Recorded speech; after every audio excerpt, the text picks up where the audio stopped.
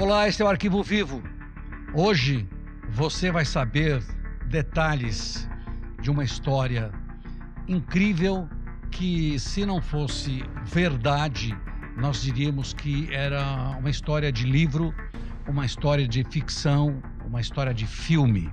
A história envolvendo um publicitário, envolvendo uma advogada, envolvendo um zelador de prédio, e tudo por causa de uma discussão pela vaga de garagem. Exatamente, é um caso digno de um romance de Agatha Christie, né? Que é um caso que começa de uma maneira, um zelador, como você disse, e ele se desdobra para dois casos, aliás, sequenciais, né? Envolvendo principalmente duas pessoas. Depois se verificaria que, a rigor, no cenário dos crimes haviam 4 pessoas. Essas desinteligências terminaram em 2 assassinatos. Nós estamos falando de maio de 2014, no bairro da Zona Norte, aqui em São Paulo. Nós estamos falando do publicitário Eduardo Tadeu Martins e da advogada Ieda Martins.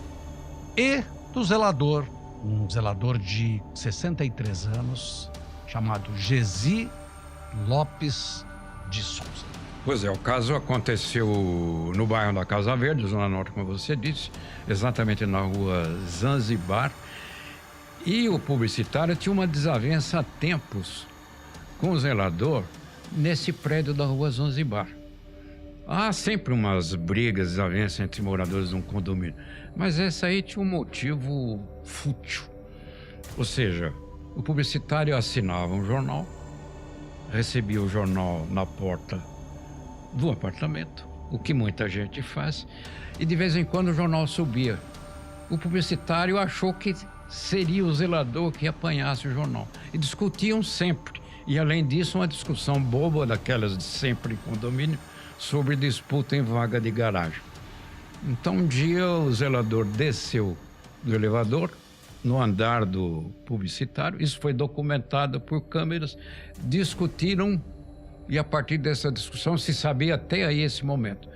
O zelador desaparece, some, é considerado desaparecido. E aí a polícia começa a investigar. A filha do zelador é ouvida pela polícia e ela conta. Fala, olha, meu pai, como zelador, tem algumas coisas aqui, mas uma das pessoas que sempre implica com meu pai é o seu Eduardo. O publicitário. Sempre ele que implica. E aí a polícia ouviu o Eduardo. E ele diz, olha, não sei de nada. Não tem nada a ver. Aí começaram a levantar as câmeras, as imagens das câmeras. E aí viram que ele desceu no 7º andar, caminhou na direção do apartamento, entrou no apartamento e aí sumiu. Depois o publicitário foi visto carregando uma mala com a ajuda da mulher. Com essa informação, a polícia descobriu que ele havia se retirado com essa mala e que ele tinha uma casa no litoral. Na Praia Grande. Exatamente, na Praia Grande. E a polícia foi lá. E aí, Renato, houve uma descoberta, uma cena macabra. Isso aconteceu 3 dias depois do desaparecimento, quando os policiais chegaram nesta casa. Ele estava queimando o corpo do zelador, Eduardo, numa churrasqueira. Exatamente. É triste falar isso, mas são detalhes em que a gente conta aqui, até para vocês saber, para vocês se orientarem de como as coisas aconteceram. Exatamente. Você vê que depois desse flagrante nessa churrasqueira, a polícia apurou que o corpo do zelador havia sido cortado em 17 partes. 17 partes. Que o publicitário, para fazer isso, usou um serrote e ele pretendia, nessa churrasqueira, na casa na Praia Grande, onde morava o pai, que não sabia absolutamente nada disso. Por isso, chega lá, ele está na churrasqueira, na grelha lá. Isso. Fazendo uma grelha humana. Uma grana humana. Uma coisa terrível, mas foi exatamente o que aconteceu. Então foi uma coisa, o corpo todo seccionado, sendo queimado, incinerado, e ele surpreendido exatamente ali. A polícia ainda conseguiu chamar a perícia, tinha umas partes do corpo ainda, e não teve como ele negar. E ele acabou confessando. No começo ele ainda tentou eximir a mulher da história, mas aí depois ela ajudou inclusive a carregar a mala. Então, ele confessou o crime. Só que ele tentou dar uma história, dizendo, não, foi ameaçado. Mas diante de um quadro daquele, não tem nenhuma ligação plausível. E a ligação era, na verdade, outra completamente diferente. Um outro assassinato ligado à mulher do publicitário, que havia sido praticado no Rio de Janeiro, e aí, aos poucos, as peças foram se encaixando. Ou seja, os mesmos responsáveis pela morte do zelador estavam implicados diretamente no assassinato do ex-marido da já companheira do publicitário. Que era um empresário. Um empresário. E foi incrível essa história, porque rebuscando, a gente começa a apurar, né?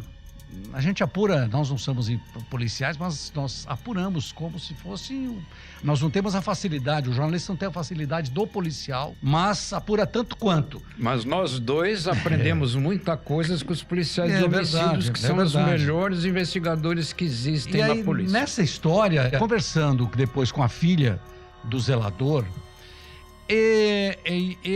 ela me deu um detalhe que depois a polícia confirmou. O publicitário e a mulher, eles moravam no Rio, tinham vindo para São Paulo. Quando eles vieram para São Paulo e escolheram o apartamento, eles pagaram o condomínio, pagaram 3 anos de condomínio.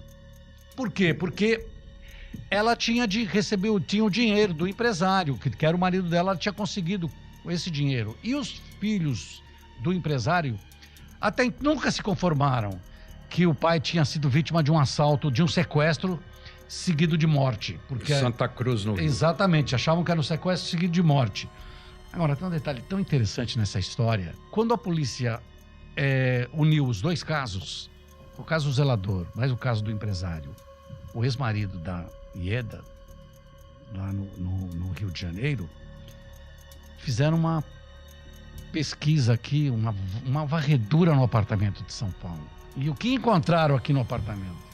Encontraram vários indícios de coisas que permitiram descobrir outras coisas. Principalmente que a Ieda, a advogada, ex-companheira do empresário morto lá no Rio de Janeiro, empresário, aliás, que fabricava postes, era fabricante de postes, né? Então, se descobriu que os dois, aquele empresário morto no Rio e a advogada Ieda, eles foram casados e tinham um filho e uma criança. E a Ieda, advogada, aproveitando-se do sentimento do pai de querer ver a criança, ela vetava os encontros dele, empresário, com a criança.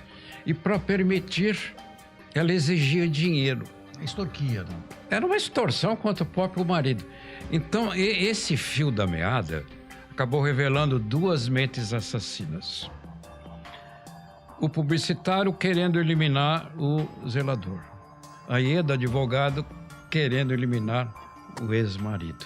Então essas 2 coisas se encaixaram e houve desdobramento já com esse novo foco da investigação. Olha, durante a investigação toda eu conversei por telefone, depois pessoalmente, com a filha do empresário. E ela contava exatamente isso. Ela não concordava com a tese da polícia do Rio de Janeiro de que ele tinha sido vítima de um latrocínio. 2 tiros. E nessa apuração, nessa varredura que a polícia aqui de São Paulo fez no apartamento, sim. Eles encontraram um cano de uma arma. Exatamente. É um cano sobressalente. E aí, esse cano dessa arma era da mesma arma do calibre do assassinato. Exatamente. Você vê que isso é muito importante, a integração policial. Houve uma integração entre a polícia de São Paulo e a polícia do Rio de Janeiro. Ou seja, com esse cano de arma apreendido, aí se fez a comparação com o que a polícia do Rio havia obtido. Então viram isso aí, que aliás é possível tecnicamente verificar de onde partiu um determinado projétil. Então esse projétil havia no Rio. comparado com o cano encontrado em São Paulo, se encaixou. Ou seja, os tiros que mataram o empresário saíram dessa arma. O cano dessa arma estava no apartamento do casal em São Paulo. Agora, eu fiz depois uma pergunta. Eu perguntei aqui para um policial do distrito da Casa Verde, né? Se ele tinha uma ideia de me explicar. Porque geralmente os criminosos, o que eles fazem?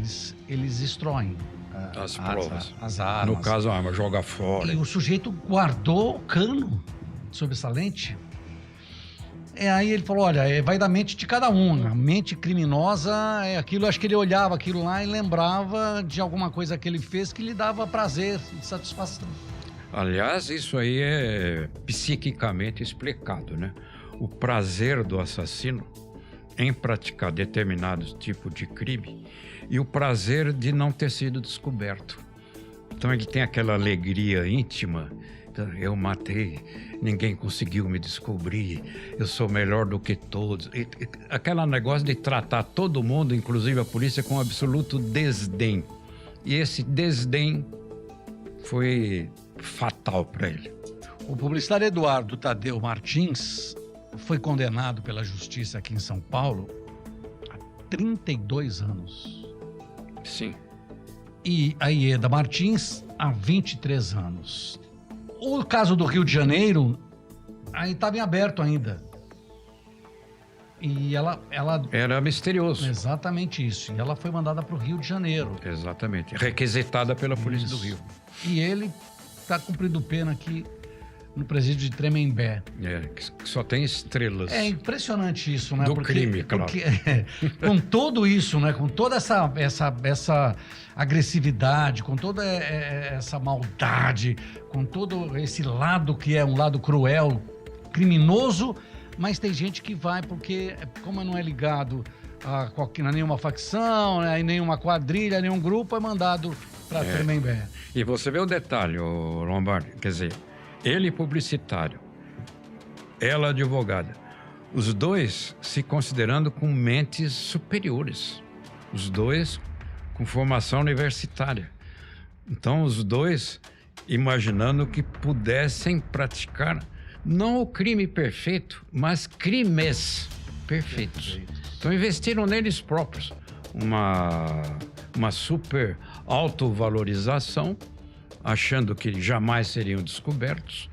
Quer dizer, o publicitário imaginou que destruiria o corpo do zelador na Praia Grande. E a advogada imaginando que o ex-marido, pelo fato do crime ter acontecido lá no Rio de Janeiro, jamais estabeleceria uma ligação Rio-São Paulo, como a polícia acabou fazendo. Mas por isso que a investigação ela é maravilhosa assim de observar, né? Porque a gente quando caminha, a gente caminha junto com quem investiga. A gente caminha, porque existia no nosso caso aqui, é um caso legal, porque os policiais confiavam na gente. E a gente sabia dia a dia da investigação. Não vamos dar nada, não se publicar nada, e depois quando não atrapalhar mais. E aí isso faz com que o jornalista em si, né? No nosso caso, e tem caso de outros jornalistas, que acabam entrando neste caminho da investigação e se apaixonando por isso. Isso é uma paixão. Porque a investigação, uma boa investigação, é uma arte. Ela exige talento, perspicácia, sensibilidade, intuição. Aquele sexto sentido existe numa investigação. Você estabelece um juízo de valor e vai caminhando, como você disse. Muitas vezes acontece que você pensa uma coisa de início e no desenrolar da investigação você vê que aconteceu outra coisa. Isso, de certo modo, aconteceu nesse episódio. São duas coisas aparentemente completamente diferentes. Uma em São Paulo, outra no Rio de Janeiro, sem nexo nenhum. Aí na investigação, quer dizer, o advogado é ex-mulher. O publicitário é o atual marido da mulher que era ex-mulher do empresário assassinado. Aí as coisas, pouco a pouco, e não de imediato, vão se cruzando, vão se encaixando. Juntaram o pagamento de condomínio, que era uma coisa meio estranha, né? Porque a gente não consegue entender isso até hoje. Então, 3 anos. Adiantado, quer dizer, tinha um dinheiro. De qualquer forma, você ficar sabendo aqui desses detalhes todos. Modestamente, nós dois aqui, falo por mim e por ele, que a gente aqui, a gente esclarece as coisas. Exatamente. E a gente tem aquele ímpeto, aquela vontade de, inclusive, chegar na frente. E muitas vezes a gente chega na frente. É, isso aí. A gente chega na frente. É que a gente também aprendeu muita coisa acompanhando investigações de alto nível, altíssima qualidade, feita pelo Departamento de Homicídios, que eu repito, é uma verdadeira escola de investigação. E tinha um detalhe no Departamento de Homicídios, nas equipes todas, que diziam assim: o investigador, o delegado de homicídios, ele paga a condução para testemunha, porque as pessoas não tinham dinheiro muitas vezes para vir do bairro para o centro da cidade, porque é fundamental a testemunha. E ninguém queria trabalhar no Departamento de Homicídios, ninguém, que eu digo, que queria outras coisas da polícia. Os com propensão à corrupção. É um lugar odiado, né? Não dá dinheiro nenhum. Quer dizer, o policial de homicídios, o material de trabalho dele qual é? É um cadáver. Então ele vai no local, tem um corpo. E ele tem que descobrir quem é o assassino daquele cadáver lá. É isso aí. Você soube de mais um caso aqui no Arquivo Vivo. Até a próxima, Percy. Se Deus quiser. Valeu. Tchau.